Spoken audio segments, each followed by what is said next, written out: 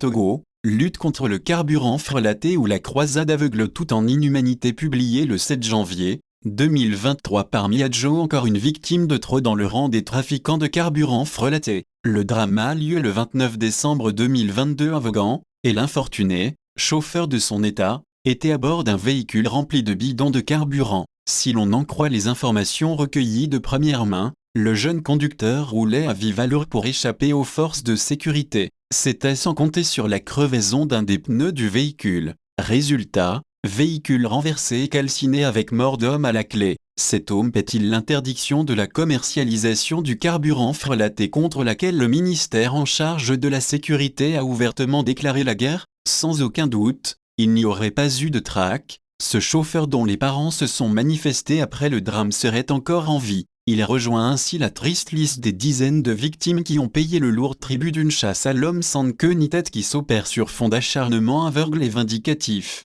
Pourquoi ne pas adopter comme bénin voisin une disposition juridique pouvant traiter ces commerçants autrement que par la force des baïonnettes? Les mêmes autorités qui se livrent à cette pitoyable croisade sont incapables de doter toutes les villes de stations d'essence devant permettre aux uns et aux autres de s'approvisionner. Les autorités de la sécurité et de la protection civile ne tirent jamais le son de leur incurie, elles qui sont bien décidées à enlever aux citoyens jusqu'à ce qui leur fait office de source de revenus. À quand la fin de cette sauvagerie qui ne dit pas son nom? À quand la fin de cet engrenage savamment entretenu pour rendre encore plus désargentés des citoyens privés de tout? Il est tout simplement déplorable que la plupart des traques de carburant illicites se terminent aussi tragiquement et dans la plus grande impunité, en privilégiant la barbarie au détriment de la verbalisation et d'une politique de rechange devant suppléer à cette vente où beaucoup de familles arrivent à joindre les deux bouts. L'État a clairement affiché son incapacité à trouver une porte de sortie plus humaniste, plus sociale.